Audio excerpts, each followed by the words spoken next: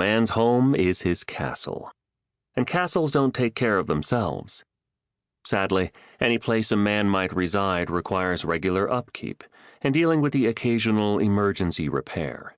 Beyond ensuring that the place doesn't fall down, the electrical system doesn't burst into flame, or the pipes don't freeze, there is inevitably the uniquely male drive to improve those lodgings in new and increasingly complex ways.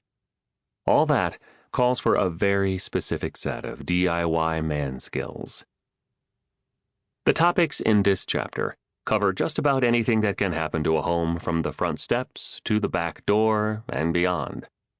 Whether you're repairing a leak, patching your carpet, or giving new life to that shop light that's been wonky for a while, you'll find clear instructions here, guidance that will help you manage the process with a minimum of fuss. The goal is to save money and provide the unique satisfaction of making a home all your own. Sure, these days you could call a repairman or handy guy to come over and fix or finesse just about anything to do with the home. But why?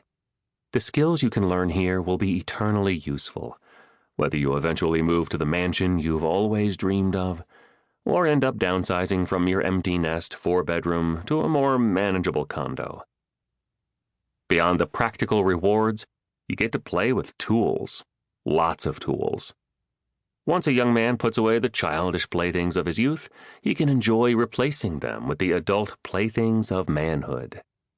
Using a power saw to make cuts free from frustration, quickly and easily, is just the tip of the iceberg.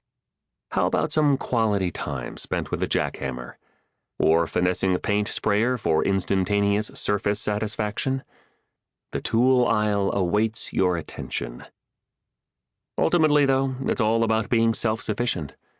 Because really, there's no problem your own particular castle can throw at you that you can't master, with a little elbow grease, some can-do attitude, and a copy of Manskills right by your side. Stop a handsaw from binding. The most basic of Manskills is handling a handsaw. It starts with knowing which kind of saw you should use, rip or crosscut. Pretty simple, really. If you need to cut across the grain, you use, wait for it, a cross-cut saw. If you're cutting parallel to the grain, use a rip saw. Regardless of which type you're using, both can bind when the kerf, the gap of your cut line, closes down, cinching the blade. It's a frustrating experience, and it can lead to sawing offline, not to mention a whole lot of words the kids shouldn't be hearing. Prevent binding by keeping saws sharp and in good condition. When sawing, use a spacer such as a thin piece of scrap, an awl or a nail to keep the kerf open. Just stick the spacer in the kerf behind the saw as you saw along the cut line.